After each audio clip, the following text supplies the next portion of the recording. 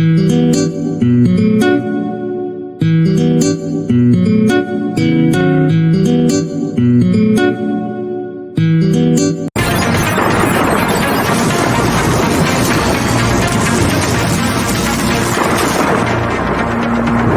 everyone. This is David Ellis again from the Universal Citizen Media, and I'm here with a special broadcast with a schizophrenic Andrew who can't get his background sorted out. Background is background. I'll go to ask him, but today we are talking about the hierarchy of healing. All right, so we're going to go through the modalities. We're going to go through every aspect of this healing journey, the healing journey itself. Is there such a thing as a healing crisis? These are the things that we want to tackle. I have brought my Tibetan singing bowl to keep us organized, right? And this is not a cigar, like Andrew said. This is actually the tool for the Tibetan singing bowl, and we are going to start the discussion. Okay. So first thing first, background. The background when you select, it's all mood based. When one wants to go into the hierarchy of healing, you do have to know your moods, because there will be a mood that wants to do it the easy way. And there's one thing to know about this world: old souls don't get to do it the easy way. You've used up all your easy ways, and mood will not help define what you need to heal in yourself. That's why you got to see the pecking order of traumas within yourself and understand you can't always start with the hardest one first. You got to get some easy victories. So it's not all about the defeats. Yeah, Amir, jump in here. This is a free discussion. Free discussion. Hello, esteemed audience. I love you all. Thank you for being with us. So I asked the esteemed fellow panel members for this topic, hierarchy of healing. You wouldn't find a better group with more experience. So I was thinking about, okay, obviously we've got the 21st century medicine that has extended our average lifespan significantly from, say, around 35 to 40 years to above 70. So it absolutely has a value. There's no denying that. However, we reach a point where modern medicine, out of dogma, and yes, they are dogmatic in many, many areas, have ignored the many quite significant areas that are related to well-being and health. And I would like to, hopefully during this, an infinite topic, but give some useful pointers to everybody about what health is. If somebody not knowing anything about energetic healing is choosing to go to a healer, what would they look for? How would they decide? What would be some good pointers for the people out there? First thing to understand is quality of life. If it's you that is sick or if somebody else is that's sick, the most important thing is to have some form of quality of life. So whatever practices you do actually have an opportunity to penetrate the pains that you're going through. And then you got to look. Go ahead, David. No. We need to define, when you're saying sick, are we talking physical, mental, spiritual? All of the above. All of the above. Because, example, one of the things that happens with cancer patients, and because of the chemo, they get a rage syndrome. And you got to figure out a way to channel that rage out of them, or they have to learn to alchemize it through spiritual techniques. And it's medicine induced. And there's also a bunch of other medicine induced situations, like when you're coming off any kind of major psychoactive drug or antipsychosis drug. 2 to 3 years of being on it is at least 2 to 4 years in detoxing on it. Unfortunately, that's the truth, which can come with these rounds where your brain just isn't producing the right chemicals and emotions built up almost like an autistic meltdown. Yeah, I thank God I have a lot of case studies that I'm gonna probably throw out the panel and stuff like that. So what I want to do in terms of this is, Amir, you said the hierarchy of healing.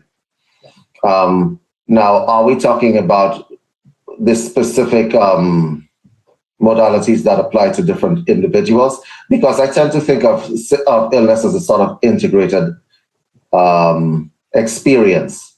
Like right. In Andrew's example, with regard to the cancer patient, there is no cancer that does not have a psychological and spiritual component. Agreed. Yeah.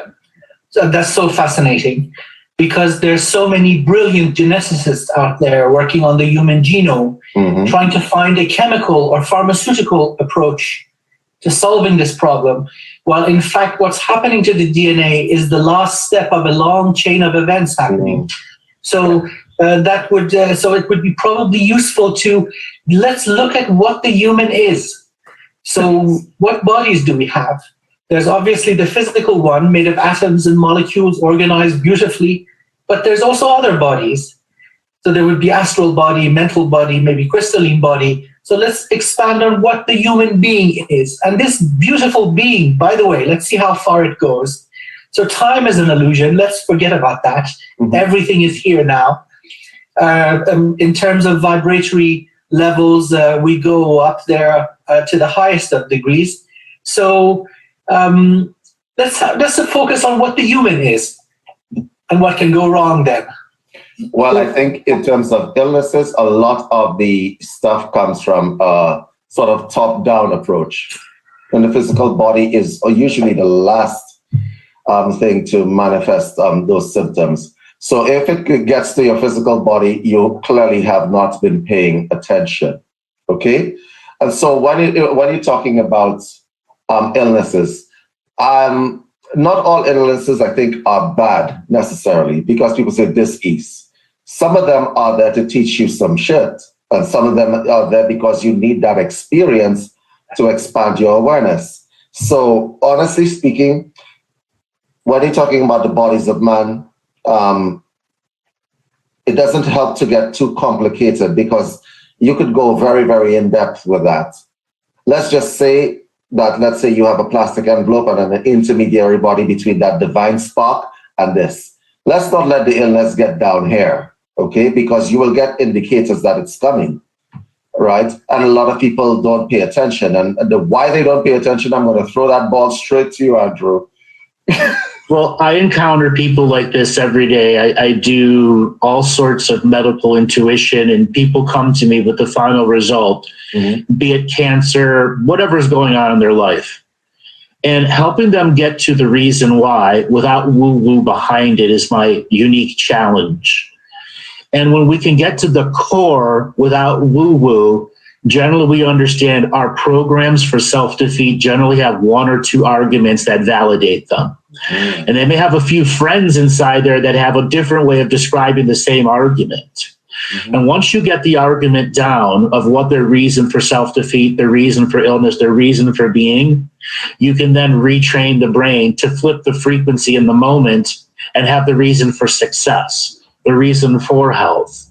Oftentimes when something manifests in the body, there is a breakage in faith. Now, faith is not the only component that completes healing. I recently went through a sickness, and if I hadn't gone to the hospital, I still would have gone to the hospital out of choice, but I also knew that the spiritual message that I learned from my time in the hospital changed my point of view from a less look at allopathic medicine, but to the exact reasons of why they are the way that they are. It helped change my and created a more unique healing for me and helped propel me through my next spiritual, evolution that I've been going through. And there are many other people who get cancer, they refuse allopathic, and then they jump into alternatives, and the alternatives don't work either because there's still a breakage in faith. There's not a quality of life to maintain that. Now, what I do is I study trauma. I call it a traumatologist. And I've seen so many forms of trauma create XX or X, and it's a matter of tracking back. So the first thing that I say to anyone who finds themselves in a mental, physical, or spiritual situation where the unease is beginning to grow, pain, that's avoidance, whatever it is to seek somebody that can do body work first. You got to get the body out of some form of stress, and so you're not going to be as highly acidic. That will at least tell you, are these pains, example, like there are a lot of people who've been on pain meds for so long, but they need back surgery, and 19 years later, they still don't have back surgery. They can't actually identify what their pain is anymore. And they will need body work to get the sensitivity back so that when they actually go to the doctor, they can accurately tell them where the pain is, what's going on, so they can do the right surgery. You should never be living in pain. When you've reached a state of martyrdom. Now, martyrdom is what's keeping you from getting healthy, but it isn't the thing that makes you a complete health state. That's that faith. Now, faith comes in every particular form. Faith does not need a religion. It does not need a priest. It does not need anything but you and your capacity to say that I am more than I've heard, read, or studied. I can be inspired, and I can give it a term divinity. That just from there, you can learn to repair the faith no matter how broken it was. And then you learn forgiveness. Now, flip the frequency. There are people that can't do the faith stuff, and yet will still go through a healing. And it is the exterior stimuli of all those people that help them go through the collective for them to say, all right, I'm going to stay a little longer, which is still a faith-based thing. But if they've deflected the faith and allowed the reality to re-anchor them back and change the fundamentals inside themselves. So healthy living is real. Now, here's the thing, that everything you just said is absolutely spot on. People lose faith, but they also lose faith because they never really had faith in themselves to start with. And I'll tell you how this works. So you go to a doctor and the doctor says, well, there's nothing you can do. That's the end of it. Okay? Your choice to accept that programming is your choice. There are people who did not accept that programming. Amir, I gave you an example of what I'm talking about. I had an injury some years ago, right? Where I crushed some nerves at the bottom of my back. They told me, that's it, you need back surgery and stuff like that. If I had given in to that idea because I was in pain, If I had given in to that idea, then I would not be the same person I was today. Oh. So what I did was I chose to have faith in myself. I did everything that I was supposed to do, right? But I also took charge of my own pain. And that's how you get through these things. A lot of people just surrender the responsibility of healing to health professionals or healers, as the case may be. We've done a number of broadcasts where people are going to healers and taking poison and stuff like that. You remember that broadcast, right? Why would you surrender the entire responsibility of what's going on with you to someone else? The other thing that I want to mention here is that when something goes wrong with your body, Andrew says seek the body work specialist first. Why? Because you want to separate what's happening at the base level, okay? Because that's where you got hit. That's why you became aware. So you have to literally reverse engineer, right? What has gone on the other way up. But a lot of people don't do that. And so the lack of awareness means that somebody else will be aware. A machine in a hospital will be aware. A machine can tell you what's going on, absolutely, right? But a machine can't tell you what's going on with you internally. Amir, what is your take on this? Well, from what you gentlemen have just said, it's interesting. So I really love the approach. Let's not make it complicated. So there's the base physical reality, and then there's more. Mm-hmm. So let's just leave it at that. So that's wonderful. And then I love what Andrew just said about going to a place of getting rid of the pain meds, getting rid of all the parasitic thoughts. So you're at least at a stage, it reminds me of people who are addicted to opium. They don't feel pain, and therefore they're not aware of what's going on in their system. So to a certain extent, many people will be going through this opioid, let's say, quote unquote, pain-killing process, whether it's chemical, whether it's with any other thing. They're numbing the pain. And I think that would be the first thing. Don't numb it anymore. So you get a clear picture of what's going on. Now you know something is going on, then you have a clear picture, then the journey begins. You can address what that root, what that seed, which has given roots and branches and leaves, has developed into. Find the cause. And then I love what David said, which is responsibility. Because one way or another, we're the creator of everything that happens around us. So we've done this. So maybe it has been childhood trauma. maybe we're less responsible for what's done to us by our parents. But then there's the responsibility of healing yourself in adulthood. So responsibility. So first, detox, get back to baseline, and then take responsibility of fixing the process. So there's a burden on the person who wishes to be healed. And then you can seek out information, help in all various forms. Well, I want to talk about pain management, whether it's mental pain, physical pain, broken heart. Pain management is the first, in my view, for somebody that's already been in pain for a long period of time and it's numbed it, whatever it is. If it's a physical pain like a back surgery and you're going to get off one med, you're going to discover the body's going to go highly acidic, highly fast. And the first thing that I can recommend, if it's legal in your state, cannabis as suppositories. Now, you won't get high from it because it's pure THCA and it bypasses the liver, so it doesn't convert it. And it is instant pain relief. And one can last 2 days. One 17 to 30 milligram can last 2 days of pain relief. And yes, that's a rectal suppository, but that right there is the first thing that can transition you off of opioids and then go through the opioid detox. And it is hard to go through opioid detox, but having cannabis as a suppository can help the tidal wave of pain that's going to keep coming over you because you've hidden it for so long. It's nerve pressure now, and it can be horrible. And then the actual detox surges themselves. Okay, you got to manage pain. That's why body work. As soon as you go acidic, you start storing it in the muscles. You start knots on top of knots on top of knots, and that's what sends people to the next level and gets worse and worse and worse.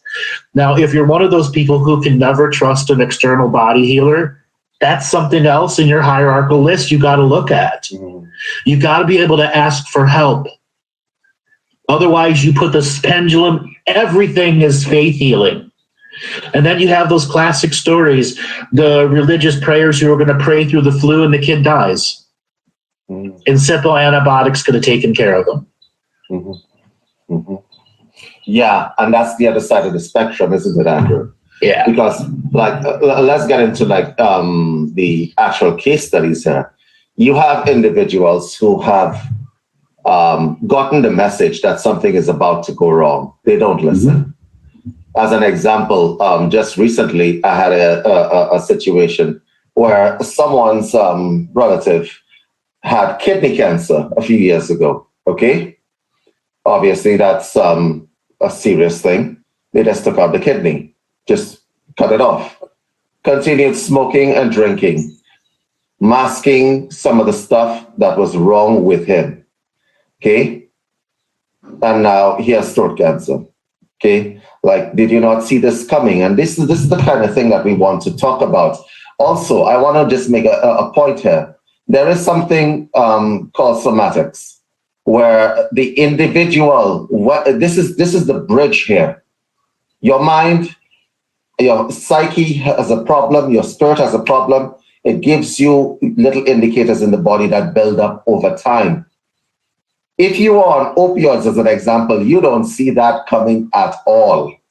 Okay, this hurts, take a pill.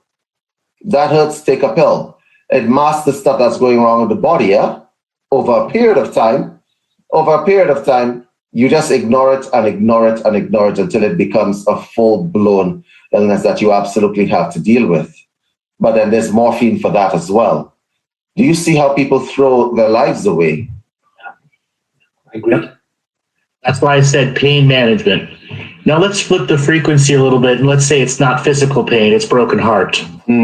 Something everyone can relate to, be it a death in the family or the loss of the love of your life. For whatever reason, the heart is broken.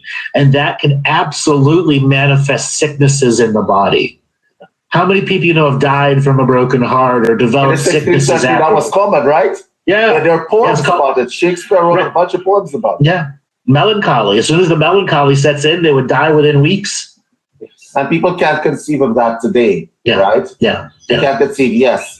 Somebody rejected you, like, I'm not going out with you on a date, and you go off and you die. So, oh my God. Right. You go off and you die somewhere, right? This was a real thing back in the 16th century, right? So I don't think that there's a difference. The subconscious mind does not distinguish between a blow to the heart and heartbreak.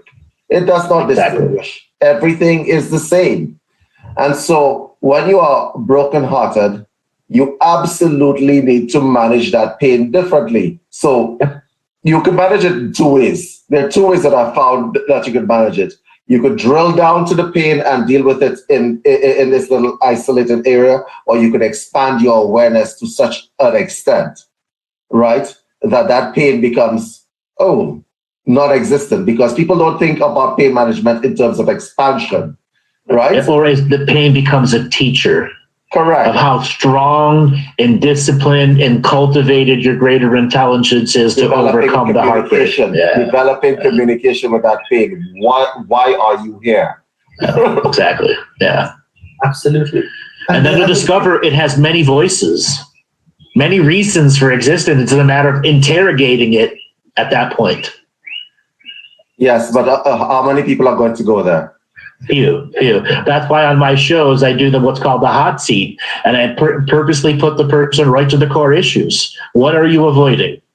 Mm-hmm. And the subconscious will tell us. There's a few techniques you can have them do, and then the subconscious will once again bring back the thing they're avoiding. Your hot seat is the equivalent of an intervention, all right? Yeah. And a lot of people don't like the intervention. Like just last week or week before, I did a show on narcissism and manipulation, okay, and another show on sociopathology and psychopathology. That show was an intervention to a whole bunch of narcissists, okay? Yeah, exactly. A whole bunch of people got triggered, and I'm like, I'm going to do that again. I'm shooting that everywhere. Okay? Right? You need the intervention when it is that you have to face your own stuff. Okay? And sometimes, depending on the acuteness of your illness, you might need to face it yesterday. Okay? Which is common. Avoidance becomes so powerful, it becomes the boat on the River Nile. So it's the denial. Yeah. Absolutely. It's really interesting that what you just said, and I completely wholeheartedly agree with this, that there is an element of avoidance, perhaps out of fear, that, oh my God, the pain is going to be so awful. However, what really turns out to happen is that the fear is much more painful than the pain, and people don't realize this, and then it becomes accumulated. So fear would be the first killer. I can give you my experience, sir. That same back pain I was talking about, I used Hatha yoga to move the bones, right? To traction the bones. And when I was doing the meditation, whether you're lying down, you're in that space and so on, that pain becomes amplified immediately. And I mean really amplified. And you're in there with that pain. But it's only for a while. You have to develop that communication, right? How did I get here? What is this here for? Right? You have to develop that communication. And if you don't develop that communication, then what happens is that the pain is a little less because you're not paying attention, right? But it stays longer. And here's the other aspect of illness and the hierarchy of healing that is absolutely we need to touch on. The cascading effect of one small problem cascading into several other problems, right? That little toe that you stubbed, right? It could have been healed, but you're like, no, I gotta continue the marathon. So you decided to run on the blades of your feet. The blades of your feet messed up your ankle messed up your knee messed up your hip messed up your spine. Do you see the cascade? I'm just giving you a very basic example, but it doesn't work like that. It usually works a lot more complicated, right? You remember that song, the knee bone is connected to the... Yeah. I was going to say, as soon as it gets to your lower back, as soon as the pain gets to your lower back, you fall and lose the race anyways. Right, you fall and lose the race anyways. And that's my point. We have to talk about that cascading effect, right? You've seen this a lot, haven't you? Oh, hundreds and hundreds and hundreds of times. And one of the things, most of the time, the cascading effect, or what I call avalanche, comes so fast that when they come to seek help, it's already been 4 or 5 weeks ago that the avalanche had, and they're still trying to figure out what damaged ground is there. They're still casing out the internal damage of what's done, and they don't even know where to start. And then you make it difficult for your healer or your medical practitioner because they have to follow the cord. And it usually is a race against time at that point. Yeah. So here, the element of braveness comes in, or bravery. Yeah. So and it's not bravery is not mystical, commitment's not mystical, and courage is not mystical, which is the challenge of healing. So for example, David, you spoke about meditating on the pain and how it becomes amplified. However, as a result of that, you eradicated it by shining light upon it, metaphorically speaking, right? What happened was that I went in there, it became amplified, really amplified. Okay? Back pain and nerve pain is something that you can't necessarily describe to somebody who's never had it. There's no words for it, but it became extremely amplified. But to stay in there, right, and talk it down, so to speak, talk those nerves down, right, gaining control of your nerves. And can I tell you, that gave me a new level of mastery that I did not have. Agreed. You've conquered something immense. And as a result, you aren't just healthy, you're massively stronger. Oh, yeah. And I think that would be the lesson. Yeah. Body talking as an art of healing has been around since the dawn of time. Everybody can do it in any way that they want. And if you've ever just seen a mother talk to a child, body talking works. We as human beings are prepared and have affinities for body talking, especially our own voice. And oftentimes it's our own voice that has the power to claw back power that pain has. And I like to call this the out loud name it to claim it system. There just comes a point where the inner part of you has got to be expressed to the pains that are in the body so that they can have a manifestation you can give sensory input to. And then you allow it to have a voice, express itself. You acknowledge it respectfully and graciously, and then you're ready to release when the time comes. Instead of keep pushing it down like a volcano you're trying to plug with a cork. So that's not going to work. So you guys know I'm going to throw something controversial in here, right? I mean, you know that. Yeah. Hold on, before you do, I want to remind something. Everybody's going to ask me, but how do you know you're not making it up?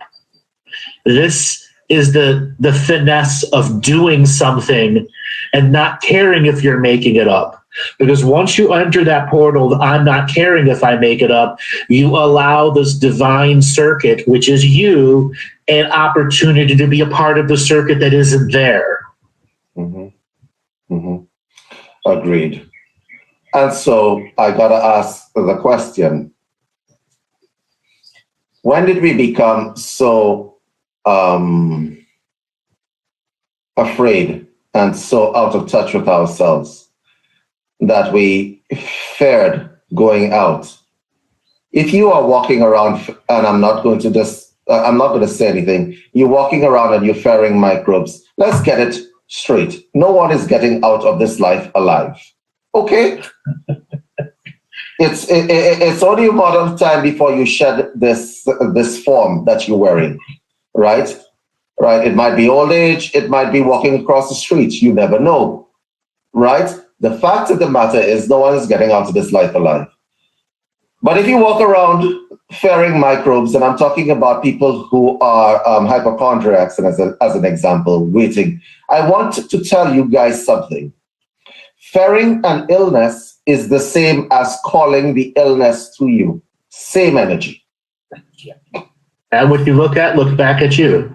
Right. And that's why those people who are, right, that's why people who are stuck on Facebook and are always watching baby raping lizard wizards wonder why they have lizards in their dreams. Yeah, that's exactly it. There is no... You had to go there, didn't you? Universe. I had to, because it's an extreme. Yeah. There is no negative. Yeah, there's no, I don't want this. It's the image that you're conjuring in your mind. that is the image that's manifested. And that is a sickness in and of itself. The hypochondria is a sickness in and of itself. Because you are expecting, you are calling illnesses to you. And I'm like, how do you help a hypochondriac? Right? Apart from slapping them. Right? How do you help a hypochondriac? Like, get out of it. They need to slap themselves internally. Right? And say that I am not walking around ferring microbes, ferring stuff that I can't see. Okay? A lot of people do that. A lot of people do that. And like when something happens to them, you say, see, I expected it. No, I'm like you brought it to you. Because I know, right, that they walk around with that fear. It is the same energy as calling that thing into existence. Absolutely. What about the people who don't like how a certain body part looks? We have already discussed that already. Like, I don't like this finger. I don't like the way it looks. I don't like it. I wish I had a different finger. A few years later, finger drops off of your hand. Hilarious. Right? Yeah. Or you have, your facial reconstruction surgery. Now the finger looks better because it matches the face. Yes. So I'd like to add something a little that I just thought about, that a little bit of pain and suffering and then conquering this is good for building character. And in the grand scheme of things, look at our being, we're infinite creator beings coming down here doing this exact same thing over and over again. So, oh my, our souls must be really getting strong, really benefiting from these multiple incarnations. Because each time we go down with one different reason. Sometimes we go bravely, sometimes not, but still it's building character. So this whole, reincarnation business, it's not all for nothing. It's benefiting us. I remember reading a metaphysical text that says, if you want freedom from death, die a little bit each day. Okay? Right. And I remember, Andrew, I said this on the show, there was an individual who came to my practice when I was practicing who had he had a fear of death like you had never seen. I mean, it occupied all hours of his day, a perfectly healthy man, right? And my solution was hypnotherapy. And what I did was that I hypnotized him and I killed him. Right? I hypnotized him and I killed him in the simulation. Right? And the next day, he was so frightened. The next day, I killed him again.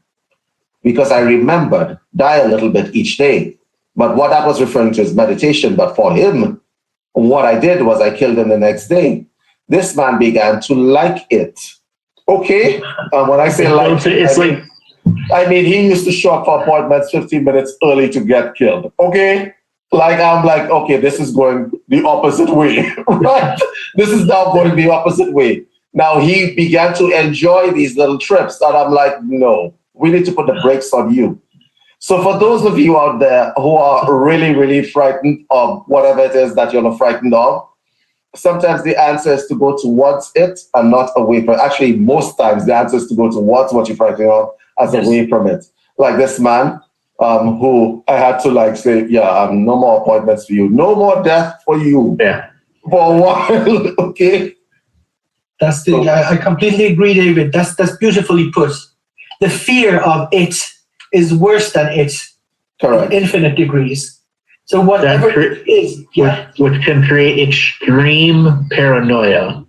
Let's flip this pendulum of craziness to the paranoia world. That's the baby raping conspiratorial lizard wizards who control everything.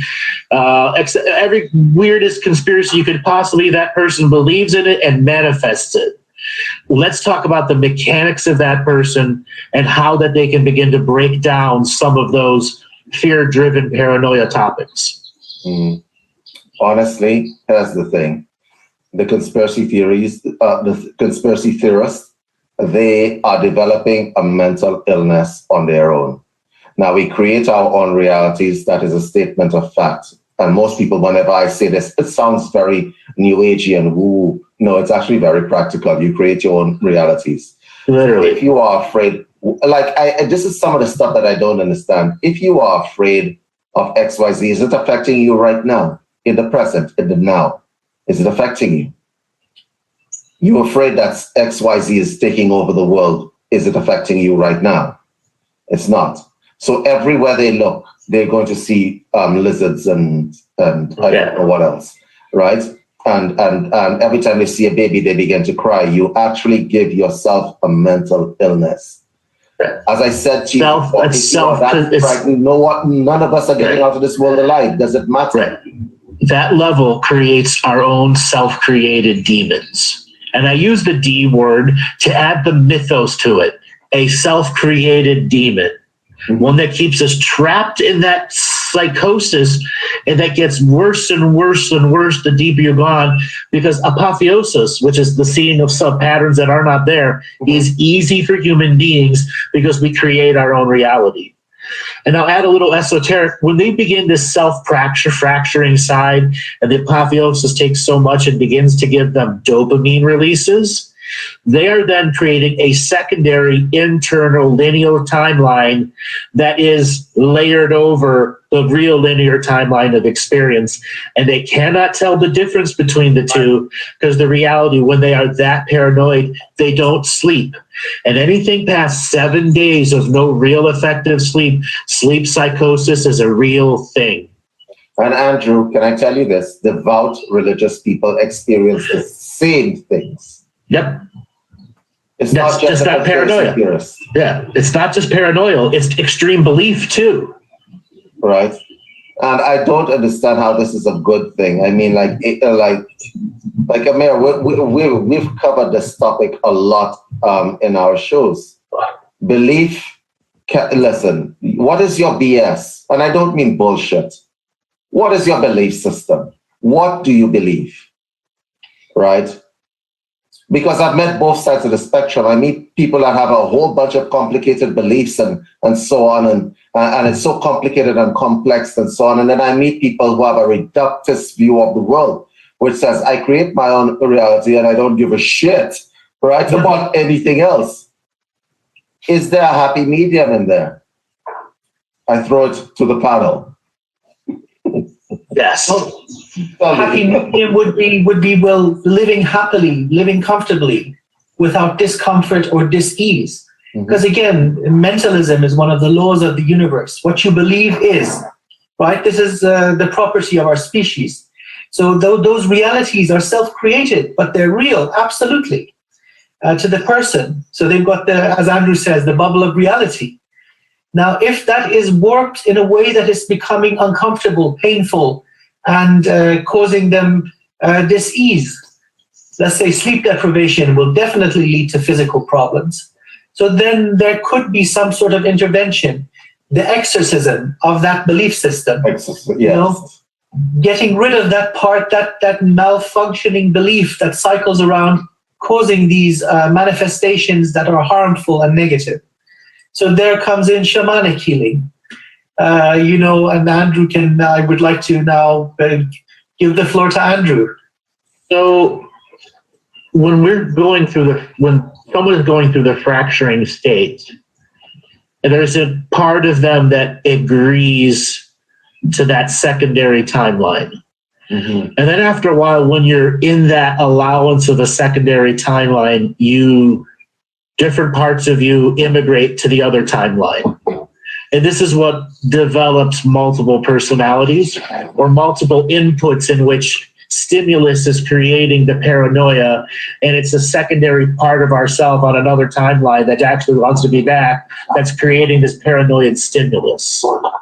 Now, schizophrenia is also a spiritual sickness too, in which they're tuning into realities that they have no control over, much like a CB radio, but on a steroid size, where it can receive tens of thousands of channels and hundreds of thousands of dimensions. And they might be multiple versions of that self's person, because we are part of an infinite fractal of a creator, and there are many simultaneous us existing in the spiritual reality, which can be overwhelming to somebody who has had their DNA just turn on, and this is a real experience. Even though it has the mechanics of paranoia and all this other stuff, it still can be healed if the trauma itself of overstimulus is identified and they're trained in techniques to lower the stimulus level. Agreed. Absolutely. Agreed.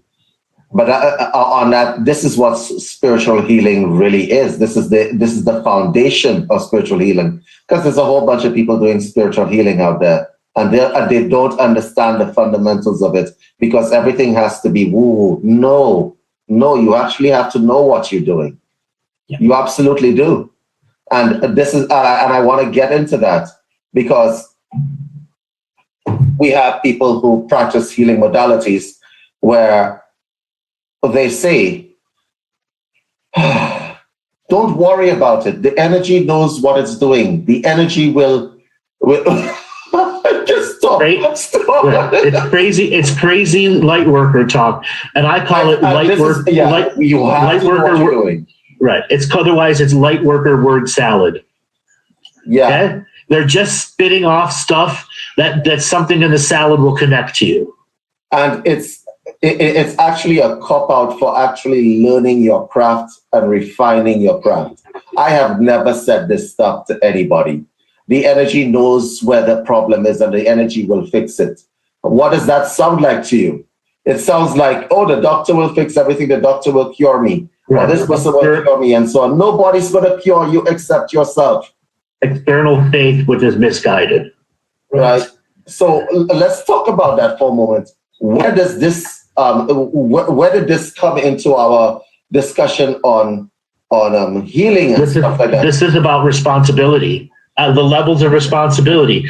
The rule of the universe is you are equal to your level of responsibility. Your knowledge is equal to your level of responsibility, and your responsibility is equal to your level of your knowledge. And when you work beyond that, you are either in an intentional expansion or you are in an expansion without any attachment to it. Meaning, I call the no plan, which oftentimes leads people to being, what? Oh, this shiny, that shiny. And they're going from project to project to project and never finish anything. Now, here's something, a little bit of a disclosure. Andrew and myself are Reiki master teachers. We both are. You remember when Reiki was also Amir, like you, right? We're all Reiki master teachers. You remember the time when Reiki was Reiki? Now there's animal Reiki courses, there are different kinds of Reiki courses, and I'm sitting here and I'm like, at what point in time do you teach these people that you have to master that craft, that this is not a weekend thing? Okay, healing is not a weekend thing. It absolutely is not. Okay, if you are going to be doing if you're going to be looking at healing and healing sciences, a lot of these people become healers and they think that it is enough. How many books have you read on this subject, Amir? Andrew, how many books have you read? Hundreds. Right? And I have a direct statement. Healing is a process, not an event. Correct. It is a process. There may be events in that process, but in all reality, each one comes when you're ready to have them. And when you choose to be a master teacher, the teachers that came ahead of you are a lineage. Mm-hmm. And there's a wisdom when you start to do the practice over and over and over again. And that's like what I call a spiritual muscle, like a muscle memory, where you can learn to have 2, 3, or 4 extra arms. And you don't need to be limited to the physical body's input and output. You can have as many arms and legs and tails and heads that you need to have to begin changing and altering or bathing in energy the subject that's there. You know, one of the things that I learned from, Reiki was the initial scan that I did. And that kind of told me just about everything that was wrong. And, with Reiki, there's a set of positions that they want you to do over and over and over and over again. That's Reiki. Most Reiki isn't that anymore. Mm-hmm. And because a lot of schools allowed for intuitive design to go, and people learned acupuncture and realized that the acupuncture points are very similar to the Reiki points. Mm-hmm. And things got bastardized. And one of the biggest things that's not taught in Reiki anymore is how to send a treatment forward in time and backward in time to yourself. And you know why that isn't talked about anymore? Because it wakes people up. Yeah, it does. Yeah, because one of the things that I repeatedly tell people who are serious about healing, and if you've done the Reiki 2 technique of sending treatments forward and backwards, you begin to become your schedule wizard, because saying 2 weeks from now, I'm going to give myself this healing, and it's on the calendar, and your only responsibility is to be receptive to it. And then to write down on your calendar what your receptive experience was. After a while, you're leapfrogging so much healing forward in time, you will be able to look backwards on all the healings and have hindsight. At that point, you've mastered the initial part of your linear hindsight. What did I need to get myself multidimensionally aware? And then next week is foresight. What can I create or co-create with this healing within myself? Because there are times it's not about the damage or the traumas, it's about the growth. And so many people are stuck where they just can't grow the next amount. And if they had just a little bit more protein, they might grow, but because they never really look at food and what it really does to them, they never can grow. Exactly my point. Exactly my point. And actually, he has a point there. And I've actually come to realize this of myself, because I suspect I'm the vegan on the crew here. Right. So that's funny, Andrew. So here's the thing. Part of that, what Andrew was talking about, is the concept of physician heal thyself. Okay, and healing thyself. If you become a healer, I don't care whether you're doing quantum healing or whether you're doing Reiki and so on. Part of healing yourself is to become multidimensionally aware of yourself, forward and backward in time, your own triggers, your own things that will trigger illnesses within you, which brings us to the healing crisis. Let's talk about the healing crisis. Amir, I'm going to throw that ball to you. The healing crisis. So do you mean when you become trained in a modality, you get a crisis as you begin to proceed? Yeah, when you're becoming aware and it affects you after a while, yeah. It does. That awareness, well, it's, let's say, imagine somebody that's got handcuffs and ankle cuffs on for a long time, and then these cuffs come off. Of course, there's going to be healing pains, but it's a noble pain. It's a pain of freedom. So that kind of crisis or whirlwind or tsunami that comes into the life should be welcomed. And it's not just with healers or healing. Most spiritual practices come with their associated, let's say, storm in the life that stirs everything up. And when the dust settles, you say, okay, that was actually good for me. I needed that. You know, it's the growing pains of healing, pains of freedom. I remember when I was learning hatha yoga, and there was Patanjali says, yoga makes one firm, free from maladies, and light of limb. Okay, and so what that tends to tell us is that if you are the practitioner, before you become the teacher, you need to do some cleaning first.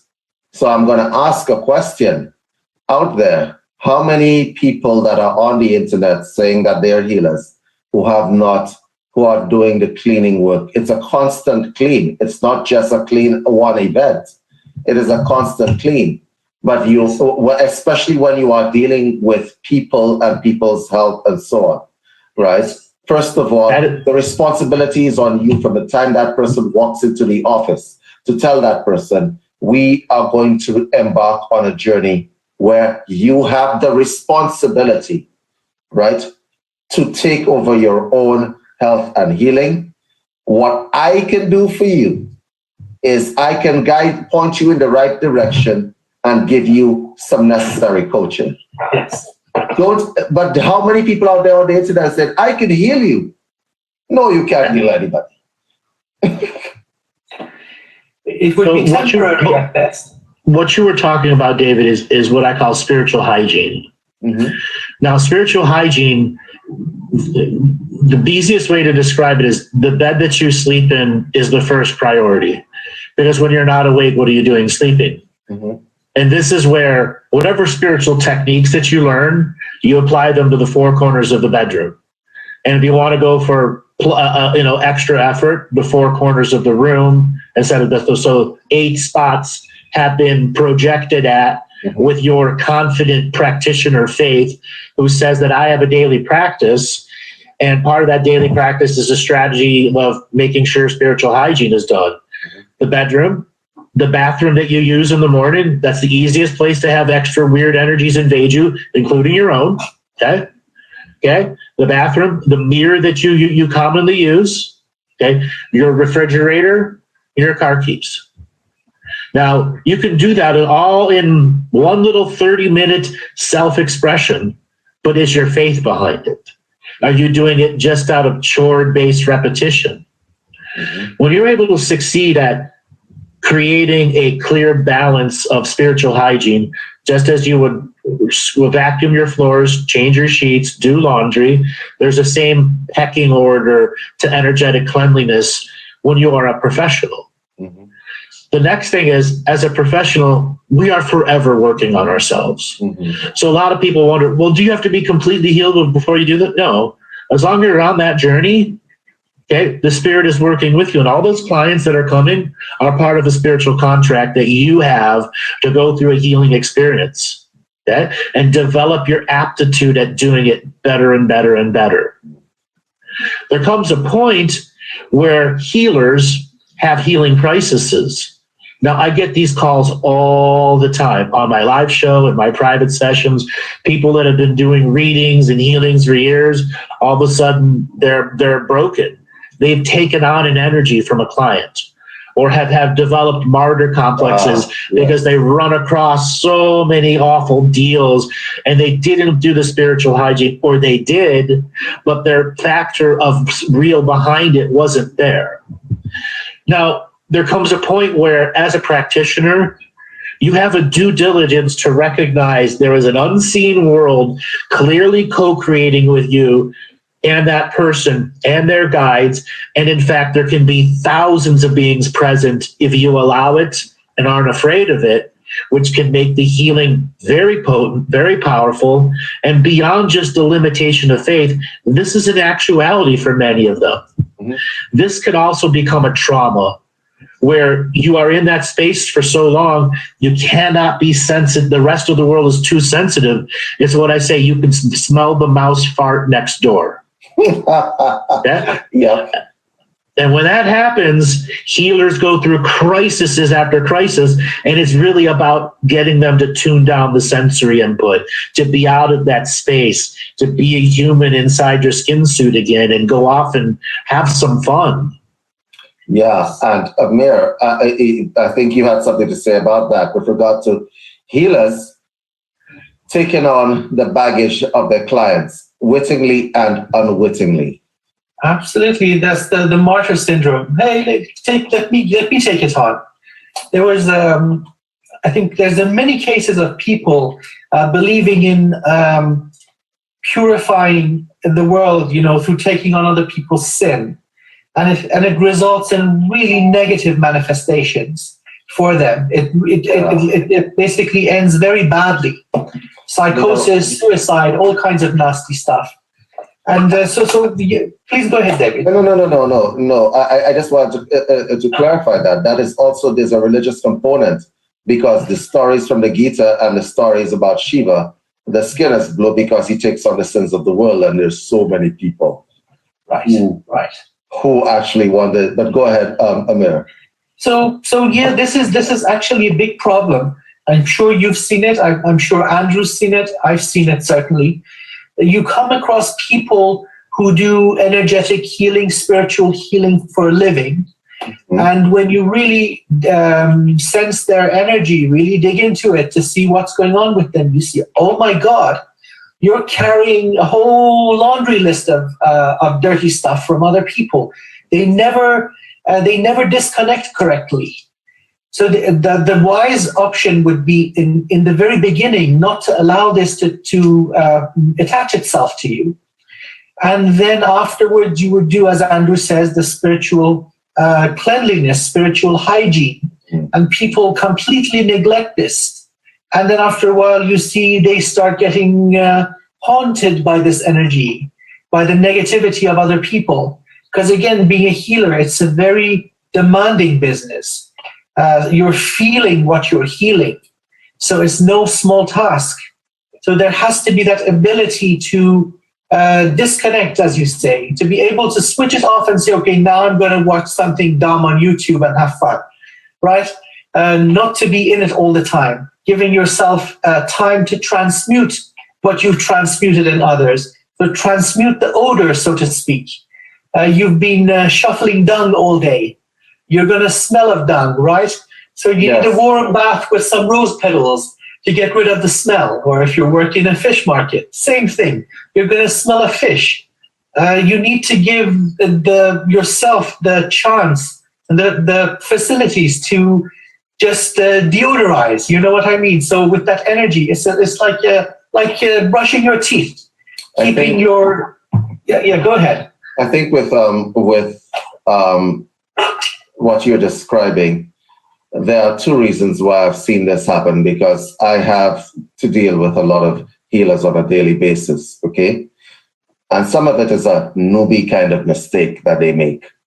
They become invested in their client's healing. So let's say you're a new healer and you're practicing your new skills, you're an energy healer.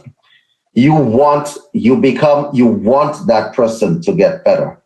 Right? You want that person because it's a deficit that you have inside yourself, a lot of them, where they're not confident that their skills are up to par. Like if you did a weekend course.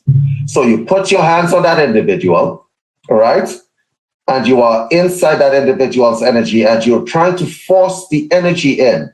You're applying force to the subject because you've now become invested in that person's healing, and they don't understand. Once you have made that decision to become invested in that person's healing, you have now taken on that person's load. It's a very simple and subtle concept that a lot of them make the mistake in. And so a lot of people who practice, who become first-time Reiki practitioners, they have a client and they find that they immediately have diarrhea afterwards, as an example. You must have heard these stories. Oh yeah. And right? I like to call what you're saying something very visceral. We're all sharing the dirty energy underwear when you're that type of healer. I remember this. Yeah, we're all wearing the same dirty underwear. No, so they take the baggage on of the clients. They become invested, and because they become invested, they can't disconnect. It's kind of like an exorcism. Somebody comes in to your place, they're demonically possessed, and you become invested with that process. Demon lashes itself onto you, and then you have no one to blame but yourself. You have no one to blame but yourself because you put yourself in that position. There is no objective viewpoint that they have. They become subjectively involved.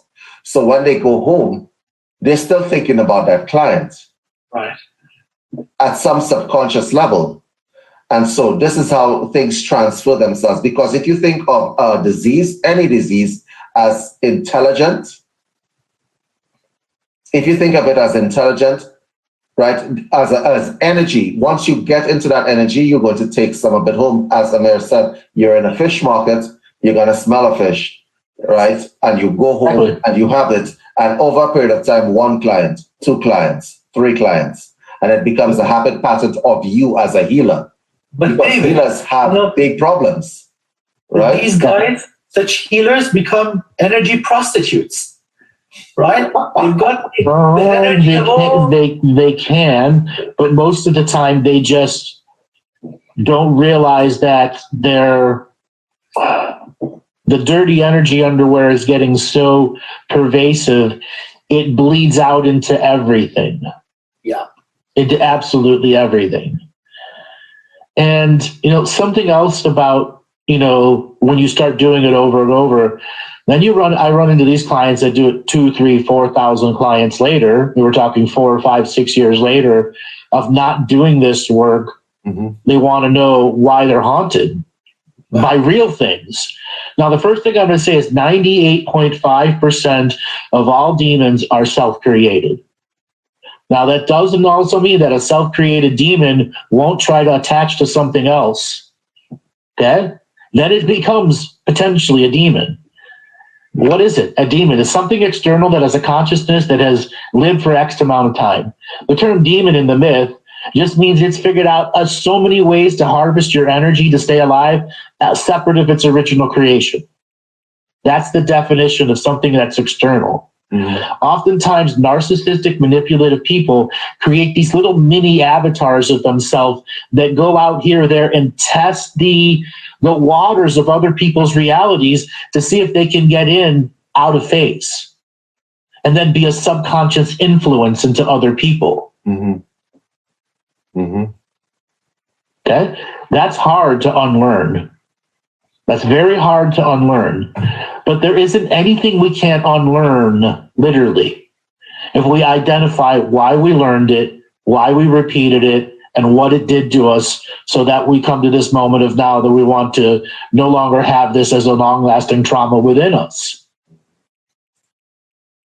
Manipulating other people's energy field, unfortunately, is what a lot of faux healers do. Weekend healers, weekend warriors. It's faux, it's not real. And oftentimes you have faux Freudian slips that come out during the healing. Correct. Okay? Okay? Well, recognizing those is most of the times they can't. It's something that has to be reflected back to them because their echo chamber of self-importance is so great. It's like the arrogances, the three arrogances. Yep. I can heal you, I can teach you, and I can, what was the third one? I can save you. Right? Right? I can heal you, I can teach you, I can save you. No. What you mean is that I can assist you in healing yourself, teaching yourself, and saving yourself. That's what you mean. But that's the Freudian slip he's talking about here. How many people have said this, stuff like this, right? And it's kind of funny. You know, this whole energy discussion that has sipped into the esoteric community started with those faith healers in America, right? Yeah. Right. Well, no, ancient Britain, Elizabethan times, and before that too, was very popular. Yeah, but in our modern day, these faith healers are calling people out of wheelchair through an adrenaline rush. Oh, right? Actually, no. Most of those people are fake on stage. What the actual people. Yeah, most of those are fake. Yeah. Why would you go through such lengths to look? Honestly, you have to laugh at some of the stuff. There are some fake, ignorant, dumb people out there that will give millions of dollars. I mean, hell, there's one online preacher, Crefro. He has 2 private jets and raps about being the only public priest with 2 private jets. And he was working on a 3rd private jet, $40 million a jet. Well, as long as there's idiots in the world, may he ride on many jets. They filled idiots because of the abuse of the language and the words and the facts that you didn't have people stopping the religious scam artists because religions had a lot of power. The cops weren't allowed to touch religions and the scams that were being run. That's pretty awful. And that's what people come looking for spiritual healing of some sort. Right. Coming to these guys and getting ripped off. But it's the esoteric community is not immune from that sort of stuff. It absolutely isn't. So we had a lot of people as of recently talking about different ways of healing and so on. Look, if you're going to be going down the road of healing, you have to educate yourself and you have to refine your skill level. Right? Yes. If you have an endemic problem where I don't think that I can actually do this, once you have that thought pattern, you need more work. Yes. So that's exactly right. So from the beginning of our conversation, let's bring it all together. Mm-hmm. That if you've got some acute problem with your body, please don't be stupid. Take advantage of 21st century medicine. Okay? Otherwise, you're going to die. Then if there's something persistent going on for a long time, the way would be to detox, bring yourself back to a natural, healthy, neutral position, So you get an idea of what the pain is, what the illness is, its exact nature, and then investigate what the root cause would be. And then on that journey, you may take advantage of any assistance you may get from healers, from energy healers, from shamans, Reiki masters, all these different modalities that are out there. And they're not going to do the job for you. Even they may claim to do so, they won't be able to. The job is on you. It requires bravery. So being afraid of the illness, being afraid of the pain is worse than the illness, is worse than the pain. So you have to be brave. And you've got to move. You've got to pull your own weight.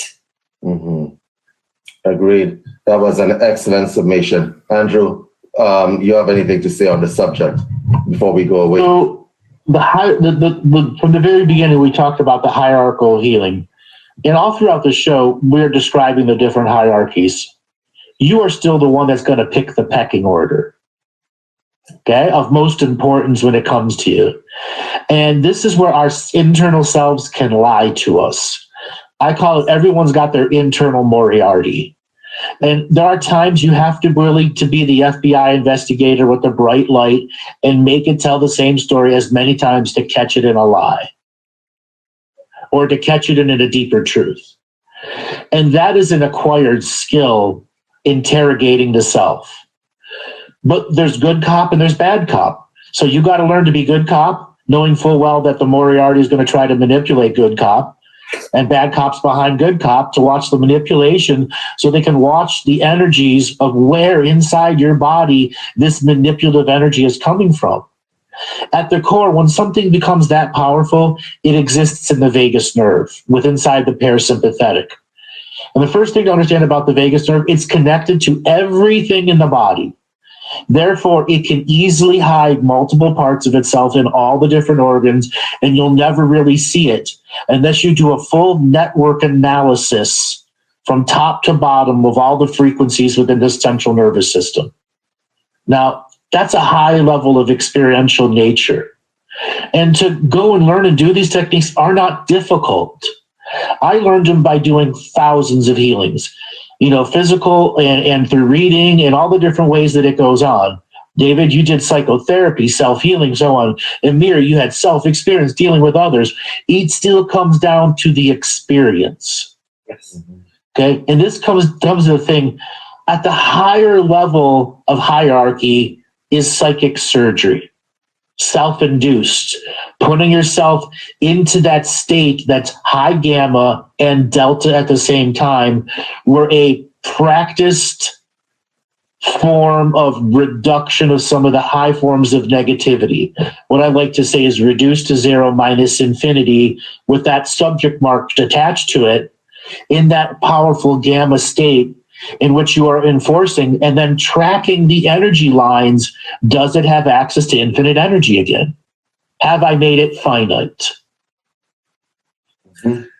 I'd recommend the esteemed audience to listen to what just Andrew said word by word, because there's a lot in there. Understanding what was just said takes a long time. So very good, Andrew. Actually, very good. And I suppose the last word I would like to leave on this subject is that for the audience, you are the creators of your own realities. The things that have come in to your life and will come into your life are the result of creations and manifestations that you would have made. Owning them, overcoming them, brings you closer to the point where you become more enlightened. Avoiding them, masking them, takes you away from that goal. If you are going to approach any healer or use any modality, consider first, am I aware of what's going on with me? If you are not aware of what's going on with you, you can't communicate it. Okay? You're going to be leading your healer, your medical practitioner. It might be a nurse. It might be down the wrong path. Okay? Well, I have a headache, but I can't breathe. But you're concentrating on the headache that you have, right? one thing has to happen before the other. So you need to actually bear the responsibility of your own illness, your own manifestation, and take it on yourself. Okay, don't pass it off to anyone else. Well, we've come to the end of our show for today. I want to thank you and everyone who is watching the show, and we'll be doing this again sometime, Andrew. We will be doing this again sometime. Oh, absolutely. Absolutely. We will be doing this again. Oh, yes, absolutely. All right. I'm going to take you guys away now. Thank you, guys. Goodbye.